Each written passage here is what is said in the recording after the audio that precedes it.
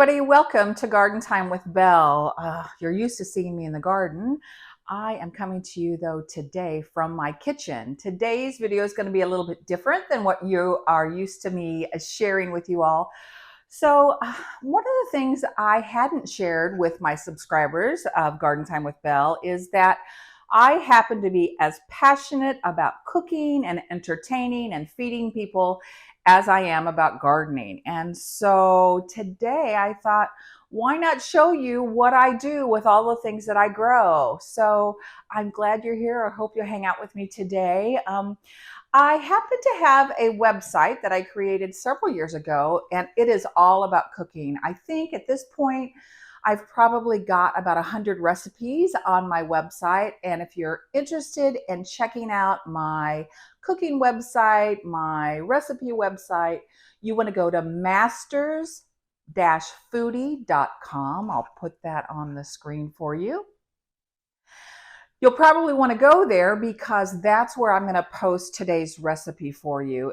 This recipe is tomato pie.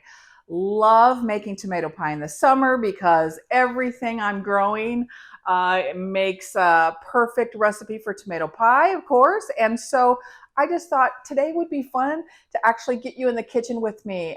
Before, though, we get to assembling the tomato pie, I thought we'd run out to the garden. I already have my tomatoes sliced and draining, which we'll talk about how important that is for tomato pie. But I want to go out and pick some, I think I'll pick some green onions.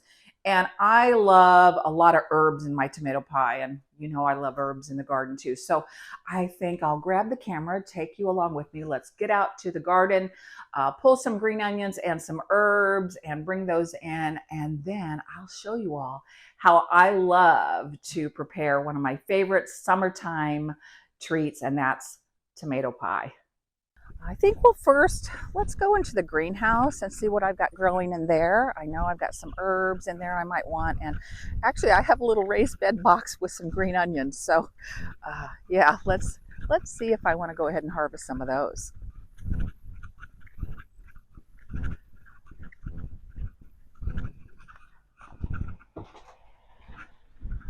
Okay, all right, so here we are.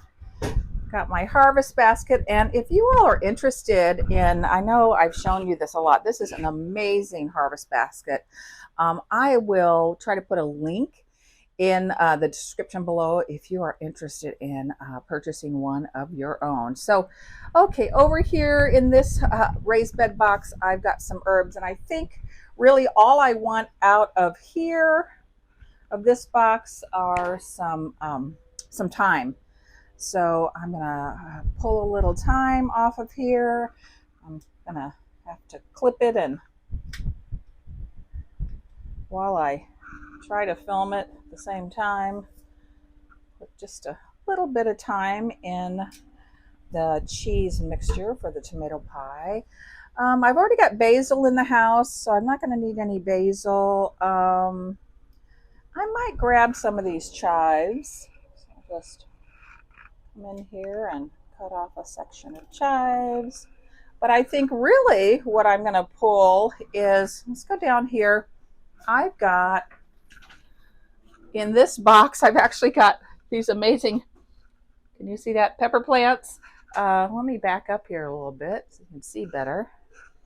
I've got some kind of wimpy green onions over here. I've got leeks that I don't want to pull because they need a lot more growing time. So I think I'm going to go ahead and just grab, I only need a couple, and they're pretty small, but you know what? They'll work just fine. So I'm going to grab these green onions, and then I do know I want parsley, and I don't have any parsley inside. So let's go out to my vertical garden and grab some parsley. Let's head into my raised bed garden here, and what I'm most interested in is grabbing some parsley. And I've shown you this amazing vertical garden from Greenstock. Oh, so wonderful. And check out all this super lush parsley. I mean, wow, wow, wow. Look at all that. So, hey, I've got plenty of here, so I'm just going to snip. Parsley you want to cut down low when you harvest it, and that's just what I'm going to do. So I think you can see me. I'm doing this one-handed, guys, so I'm letting it fall. Then I'll pick them up off the ground. Actually, I'm realizing I didn't get many chives when I was in the greenhouse, so I'm just gonna cut some chives right here this morning. I think this will make a better contribution to the tomato pie.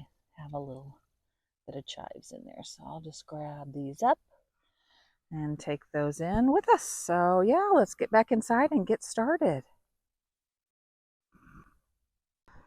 Okay, we've got our herbs, and so you saw me, we pulled some parsley, that's looking great.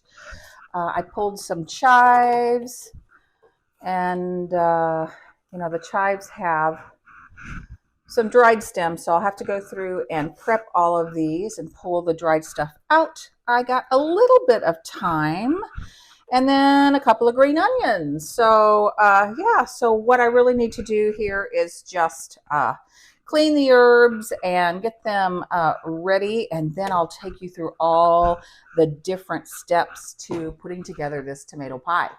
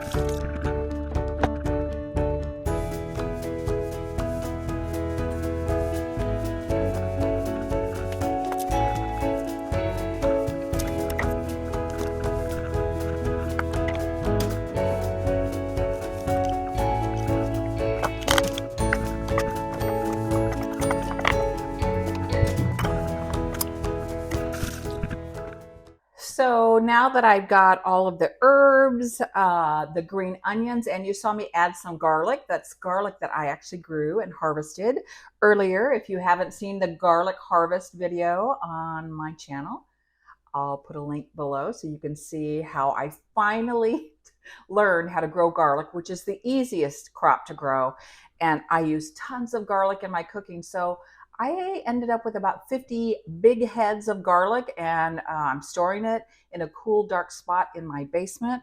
And I just go down there every week and load up on more garlic. So that's done. So basically, the next steps is really just the assembly process. So I'll bring you along for that. I've got to head over to the oven real quick because I need to preheat my oven at 350 degrees. So let me go do that.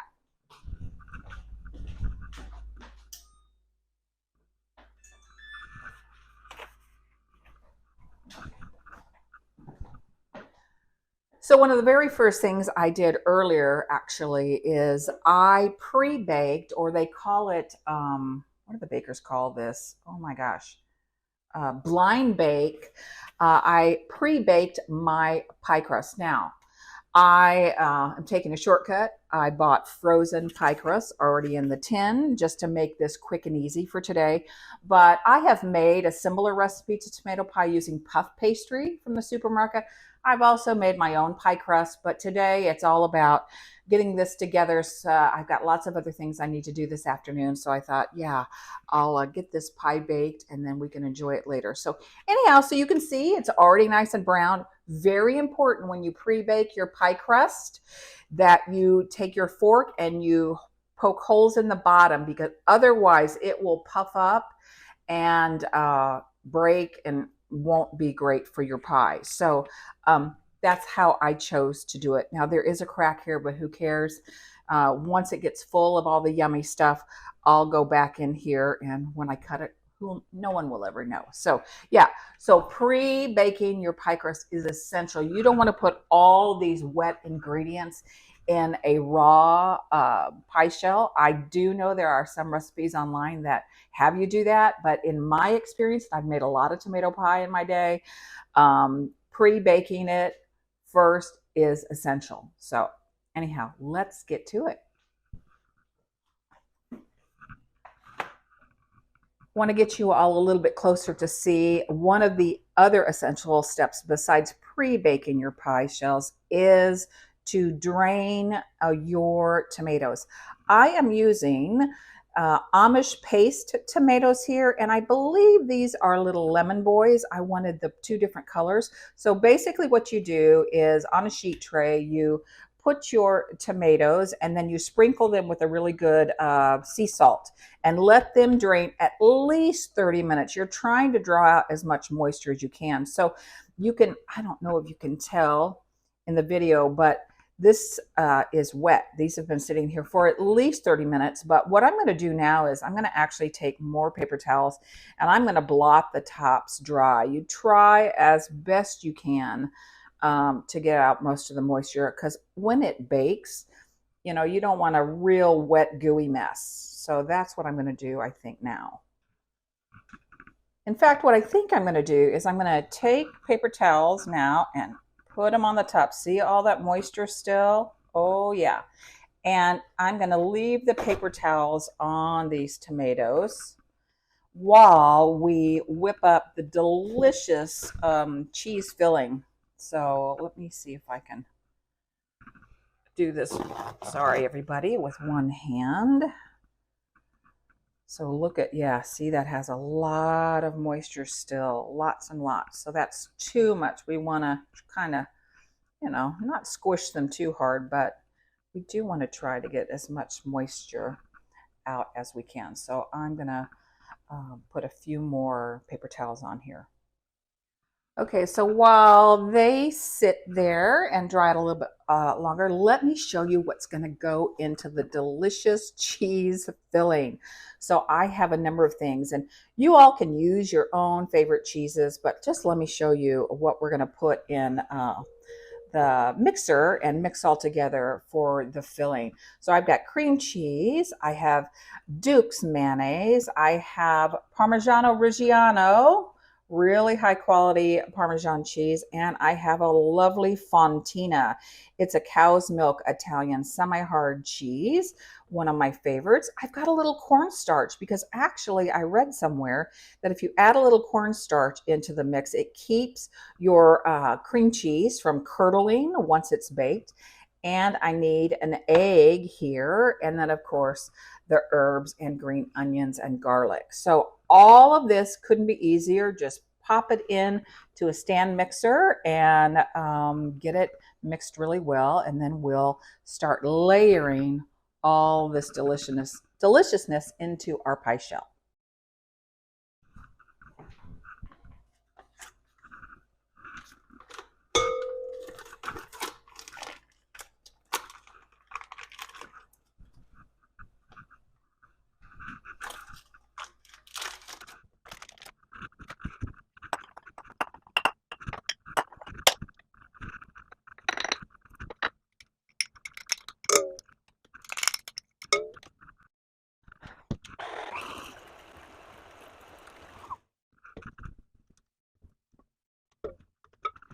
I just put them all in there, and yeah, I ran it on like medium speed for a while just so it's blended.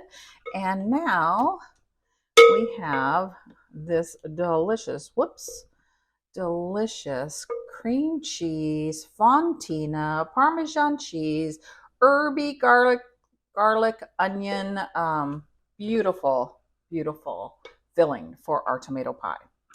All that is left to do is to fill our pre-baked pie shell. And this is a pretty small pie shell. Actually, usually when I add pie dough that's not preformed, I use a tart pan that's quite a bit wider. Yeah, so it's probably not going to take all of these ingredients, but what I'm going to do is simply layer. So I'm going to do tomatoes, the cheese mixture, another layer of tomatoes, and top it with more cheese mixture, and then get it in the oven. So our tomatoes have been drying out. So all you need to do is line the bottom of your pan with tomatoes, and I've got some empty spots. So I'm going to grab my knife because I want tomato goodness all over the bottom of this pan. So let's see if I can fill some of these spots. But you just want a single layer. That's important here. So that, there we go. And you want to cut your tomatoes. It's all in the recipe, but you want to cut your tomatoes about 1/4 of an inch, no more than 1/4 of an inch thick, because you don't want really, really thick tomato slices because it's just harder for them to bake when they're that thick, and they really hold loads of water. So yeah, I'm just gonna smear this cheese mixture in a layer and cover up all those tomatoes on the bottom. Really simple, could not be simpler. But I'm telling you, fresh herbs, gosh, it's the way to go.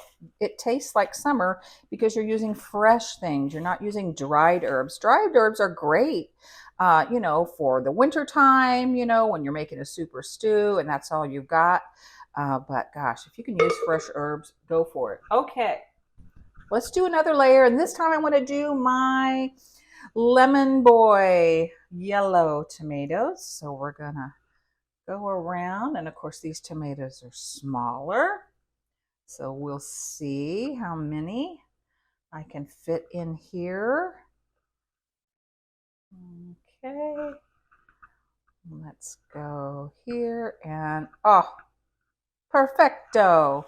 All right, all I need to do is now, whoops, get my hair out of my face, and take the rest of this beautiful cheesy mixture and spread it on top.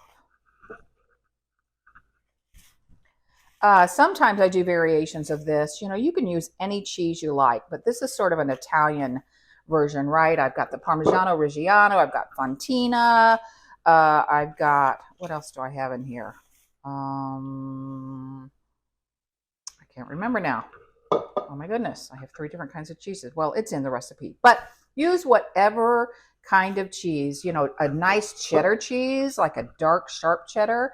I've made them with that kind of cheese before, and that's equally delicious. So, just use whatever you like.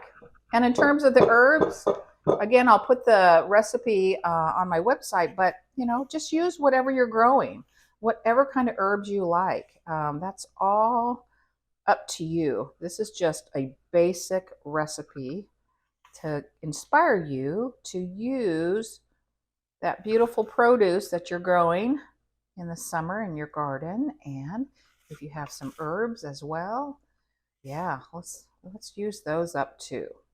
All right, so it's not pretty and perfect, but you know what? That's going to be fine. So this is going to go in. I decided to turn the oven down to 325. This is going to go in a 325 oven for about a half an hour to 45 minutes. Now, I am concerned though, I've done enough cooking and baking in my life that I'm concerned that if I just stick this in there just as is, I'm going to have a black crust. Because that's exposed. So I think what I'm going to do before I pop it in the oven, I'm going to go ahead and grab some foil, and I'm going to line the edges with foil so that this all cooks, but this doesn't blacken up and burn.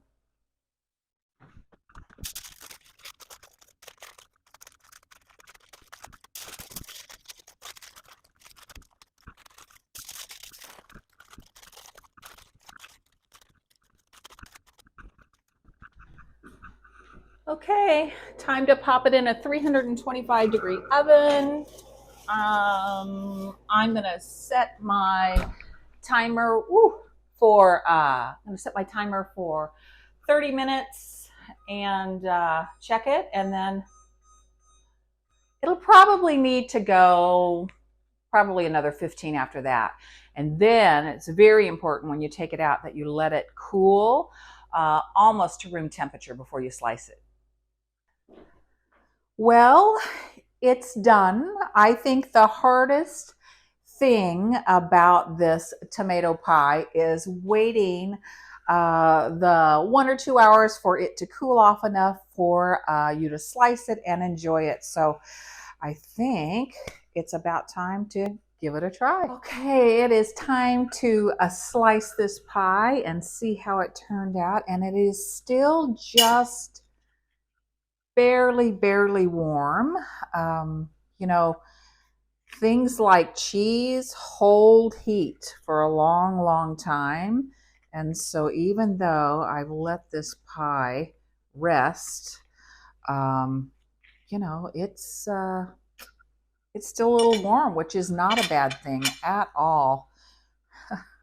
You know how hard it is. Every time the first piece of pie is often the hardest to pull out, but oh my goodness, look at that. Absolutely yummy. Yum, yum, yum.